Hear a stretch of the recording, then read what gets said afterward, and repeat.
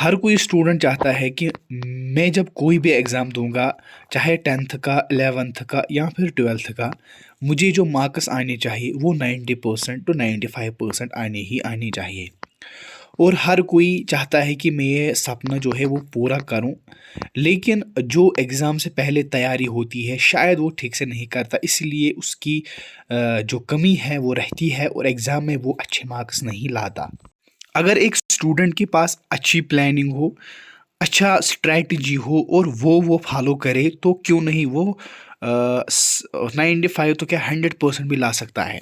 लेकिन आज मैं आपको बता दूंगा कि आपको 10th हो 12th, अगर आप 11th में भी हो तो तब भी आप सुन सकते हो कि पढ़ना कैसे है और टारगेट जो है वो कैसे बनाना है।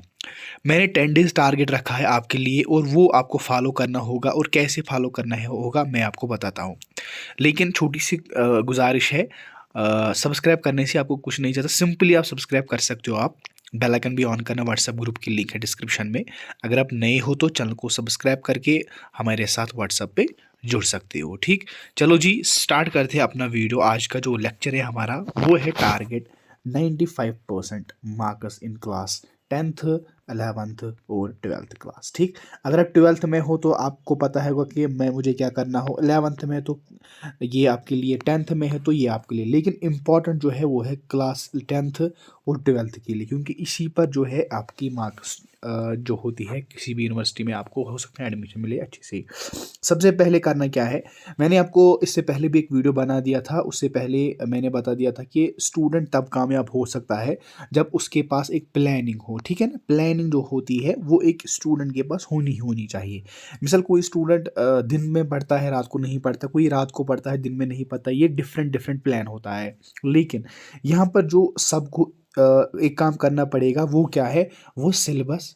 ठीक है ना, सिलेबस जो है आपके सामने फ़ोन में पीडीएफ नहीं होनी चाहिए, आपको हार्ड कॉपी जो है वो ज़ेरॉक्स करके बाहर जो है उसको ज़ेरॉक्स करना है। उसके बाद आपको मॉडल पेपर जो है वो सामने होनी चाहिए, ना कि पीडीएफ में होनी चाहिए। ये बात आपको याद रखनी चाहिए, पीडीएफ में नहीं।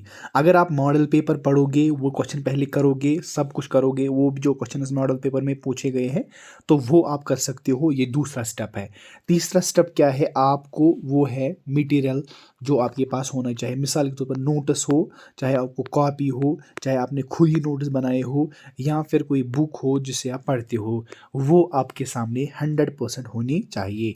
ये था पहला पॉइंट जो कि आपको करना होगा। सेकंड वो क्या है, वो कि अगर कोई स्टूडेंट पढ़ता है, अभी स्कूल भी जाता है, घर में पढ़ता है, लेकिन उसको अपनी स्ट्रेटजी है वो फॉलो कर सकता है, लेकिन मैं उसको नहीं बता सकता कि आप मेरी स्ट्रेटजी फॉलो करो, क्योंकि उससे उसका नुकसान हो सकता है। ठीक, सेकंड थिंग इज़ दैट, अगर मैं आपको बता दूंगा कि 10 डेज़ में आपको करना क्या होगा जिससे आपको फ़ायदा मिले। ठीक, 10 डेज़ में आपको क्या करना पड़ेगा, 10 डेज़ में आपको 10% सिलेबस जो है वो कंप्लीट करना होगा हर किसी सब्जेक्ट का। 10 डेज़ में आपको 10% सब्जेक्ट कंप्लीट करना है हर किसी सब्जेक्ट में। मिसाल के तौर पर मैं आपको बताता हूँ, आपके टोटल सब्जेक्ट 5 है। ठीक, एक दिन में आपको एक सब्जेक्ट को पढ़ना होगा, लेकिन उसमें से आपको 1 यूनिट जो है वो कंप्लीट करना होगा। उसमें से ज़्यादा क्वेश्चंस नहीं होते, 3 या 4 क्वेश्चंस होते हैं, लेकिन 1 यूनिट आपको अगर 2 दिन में लग जाएंगे, चलो जी आपको 2 दिन मैं दूंगा, 2 दिन में आपको कम से कम ये यूनिट ख़त्म करना होगा।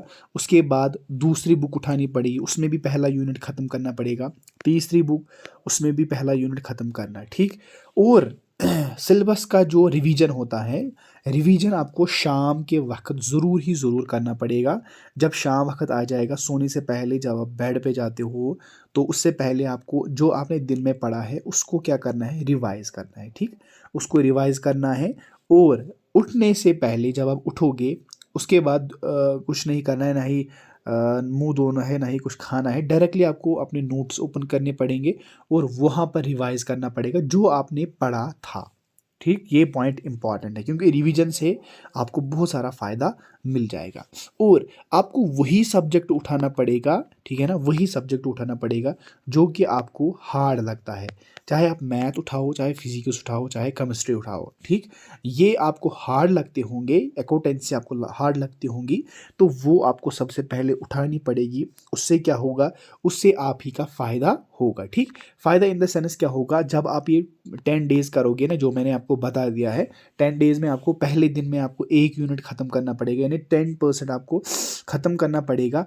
और उसके बाद आपको वही पेपर पढ़ना पड़ेगा जो आपको लगता हो मैं नहीं कर सकता। सबसे पहले उसको कंप्लीट कीजिए, उसके बाद डायरेक्टली सेकंड पे आ जाइए। मिसाल कोई ऐसा है जिसको उर्दू अच्छे से आता है, हिंदी अच्छे से आता है, इंग्लिश अच्छे से आता है, ये छोड़ो, ये आप एंड में भी कर सकते हो। लेकिन जो बाकी रिमेन सब्जेक्ट्स है वो आप अगर पहले ही करोगे, वो आपके लिए बहुत बड़ा फ़ायदा होगा, ठीक। बात समझ में आ गई। इन्फॉर्मेशन थी आप सभी लोगों के लिए, अगर आप ये फॉलो करोगे इंशाल्लाह आपके मार्क्स जो है वो 90% टारगेट है वो आ जाएगा इंशाल्लाह। मेरी दुआ भी आपके साथ है। इन्फॉर्मेशन थी, छोटी सी थी, लाइक शेयर ज़रूर करना। बाई को दीजिए इजाज़त। अल्लाह हाफिज़।